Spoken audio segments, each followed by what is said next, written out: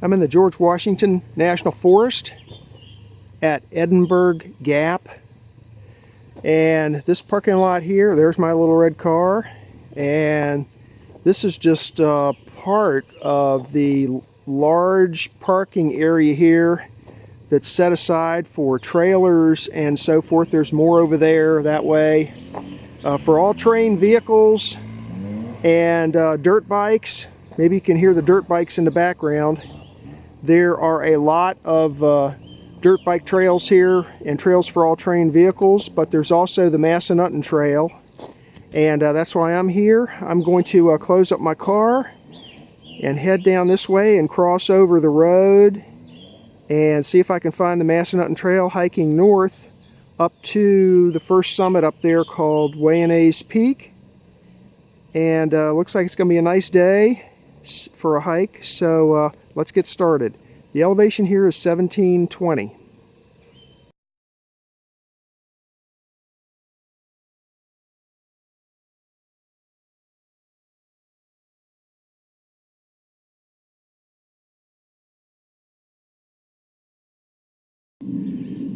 So I'm just getting ready to cross over the road here that comes up over the gap. That's the way I came up from Edinburg, and you park in there. And when you get here, when you get ready to cross this road, you do not go up that concrete apron. That thing is blazed with a yellow V. Wait a minute, there's some cars coming here.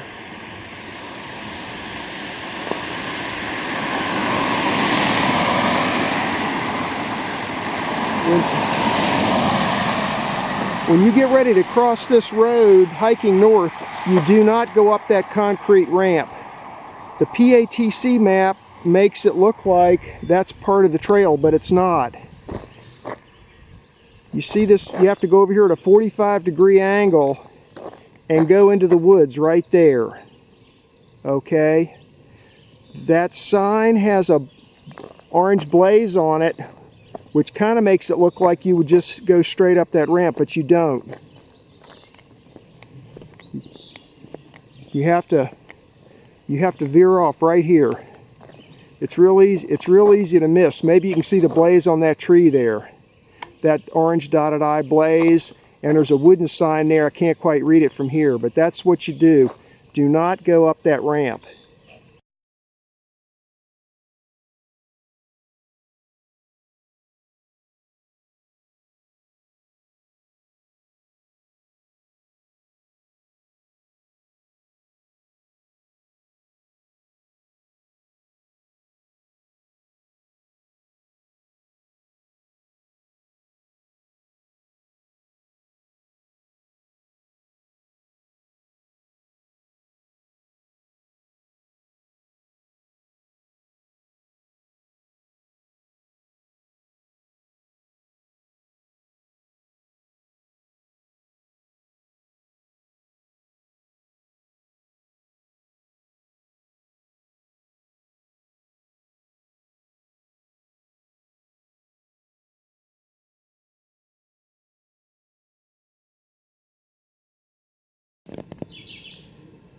Eight-tenths of a mile into my hike, I'm up to 1,950 feet elevation, and this part of the trail looks like an old wagon road. You can see the rocks set to the side, and maybe you can see that rut there, the two ruts in the road. So gonna keep climbing the mountain.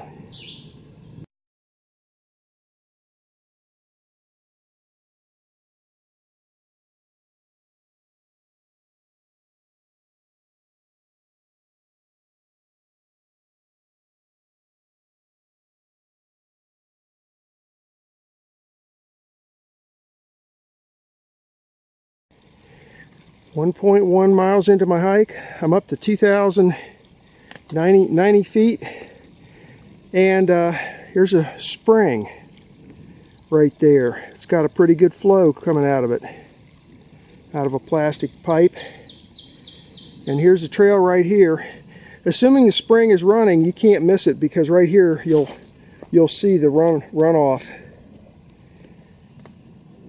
That's where I came from, up from Edinburg Gap, and going to continue on up to the summit. I think the summit's up around 2,700 or so. But anyway, if you're in this neck of the woods and you need water, there it is, coming out of a spring. I'd still treat it though. If I had to guess what that sign says here next to the spring, I'm going to guess it says water not tested for drinking.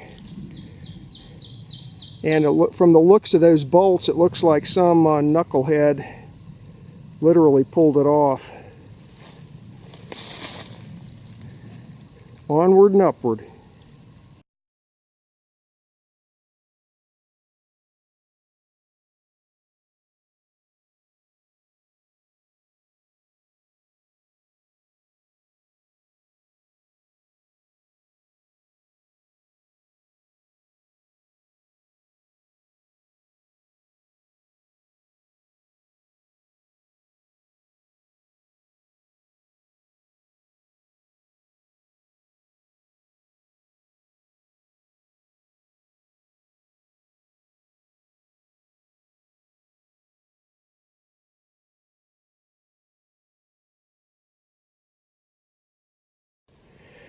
.2 miles into my hike, and I had to bushwhack my way up here to the summit of Waonaze Peak. Wow. I had to bushwhack through probably a 1/10 of a mile of that mountain laurel, which is as thick as can be. Up here on the summit though, it's kind of cleared out. Take a look. I'm going to set up camp up here and eat lunch. It's nice up here. But before I do that, I'm looking for these benchmarks. There's Waonaze reference mark number 3, and it's got an arrow pointing back that way to the station. And looking at my picture here, the station should be back that way 60 feet on a bearing of 347 magnetic. Let's see if we can find it. Here's reference mark 3.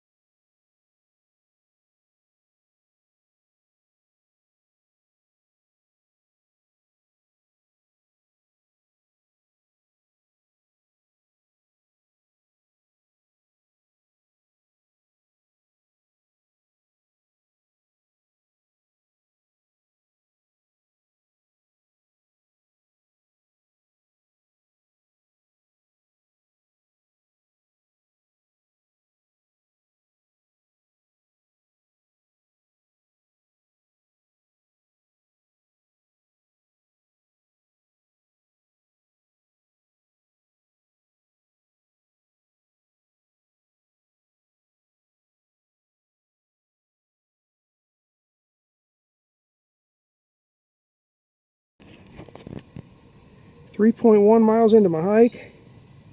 I'm down to 2390 elevation, and I came down off the peak looking for a spot to set up my hammock. I don't know, setting it up there at the top didn't appeal to me all that much, but anyway, I'm going to set it up in between a couple of these trees here, and I'll show you how I did it. And back up there on the summit, I spent, wow, at least a half an hour actively digging around, poking around, looking for, I found one reference mark. I was looking for a second reference mark in the survey station. Never did find either one of them. So the whole area up there is completely covered over with, you know, leaves and dirt and moss and all that. So a lot of times I can find them just by eyeballing distances and poking around with my trekking poles, but I wasn't able to find those. Could probably find them if I had a helper with if we had a steel tape to measure accurate distances and compass bearings and things, and a shovel, a folding shovel where we could dig away some of the crud. We could probably find the other ones, but short of that, I gave up looking for those and decided to come down here in this nice shady spot and set up my hammock.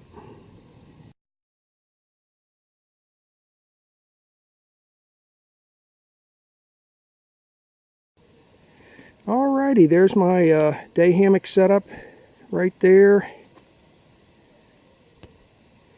And I'll show you how I did it in case you're interested.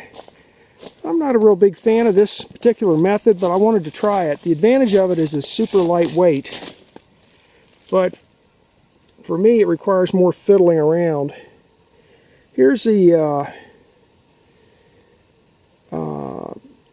tree strap, which is half polyester and half Dyneema fibers, and you just wrap it around the tree and you clip it with this titanium Dutch clip. And then down here is a little titanium piece called, I think these are called cinch bugs. And it's two pieces. It's got the actual part with the hooks on it, and then there's a toggle here that's used to loosen and lock down the adjustment. So you put that around a tree and then you adjust the length right here with this thing. And then here I've just got a continuous loop, but could be a whoopee sling or anything else. One advantage of that setup with just the loop like this, though, is it does allow you to use trees that are closer together. Because the tail on a whoopee sling's kind of long, and it puts probably another couple of feet of distance that you have to have between the trees. So same setup over there. So I'm gonna sit here and relax a little bit and eat a little food, and then I'm gonna head on back down the side of the mountain.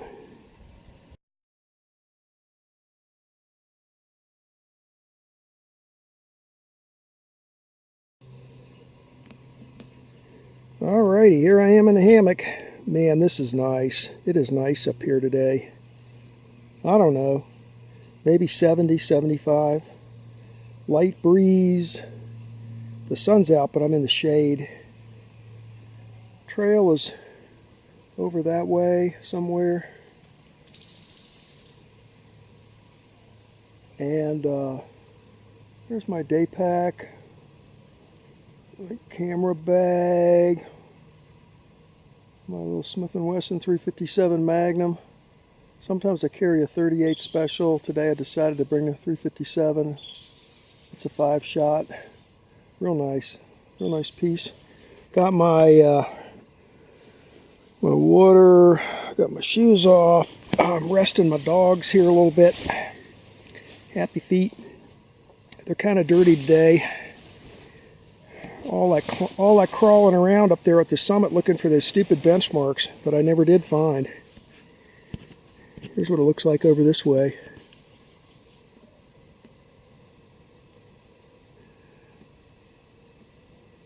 I haven't seen or heard from anybody on this trail all day. There was a bunch of people down in the parking lot where my car was.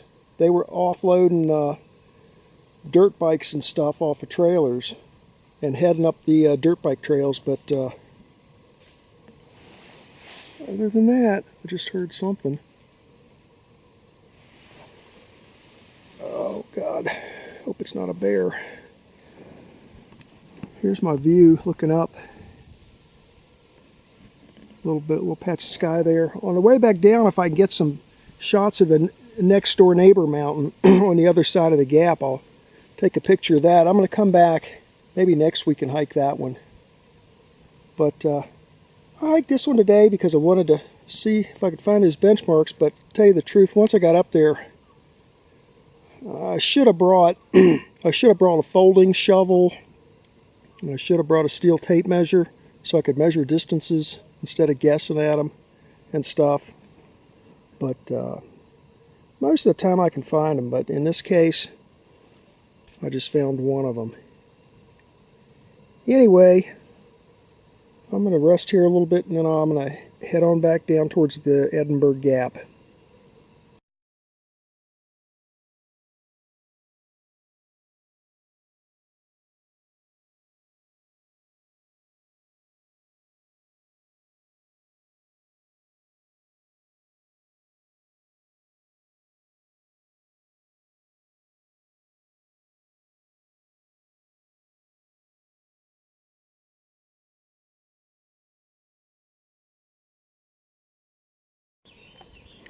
.6 miles into my hike, I'm down to 2150 elevation.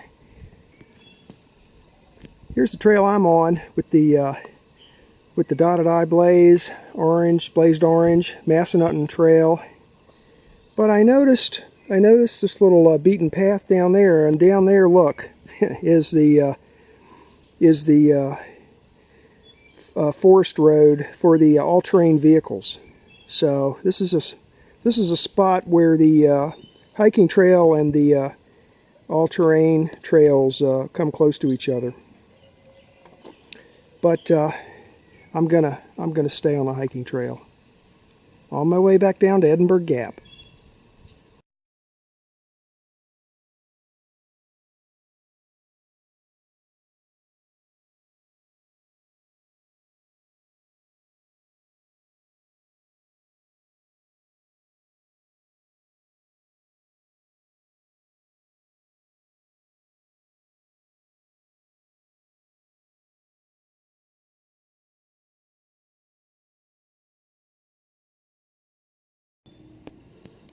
This is a map of today's hike. The quadrangle name is Edinburg 1994, and I hiked the Massanutten Trail, which is trail number 408.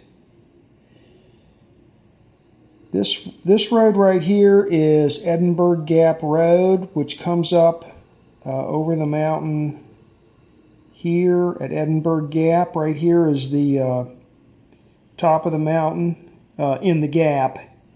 And when you come up from Edinburg, Virginia, you'll come up this way. And when you get up here to the top, you turn to the right, and there's a bunch of stuff not shown on this map, but there's a large parking area here for all-terrain vehicle loading and unloading onto trailers.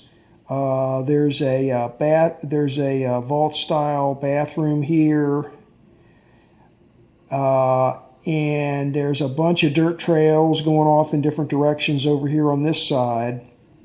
So I parked here, and then what you do is you walk across the road and you pick up this Massanutten Trail, which is trail number 408. Now, it's very important when you cross this road right here, you do not go up the road at all, not even for 1 foot. When you're standing in the middle of the road, what you need to do is look over here at about a 45-degree angle, and it's really hard to see, but you're basically just going to walk into a tunnel here into the woods. Now, once you get in there a few feet, you'll see a wooden sign that says Massanutten Trail 408, and you'll see the orange blazing, which is looks like a dotted eye.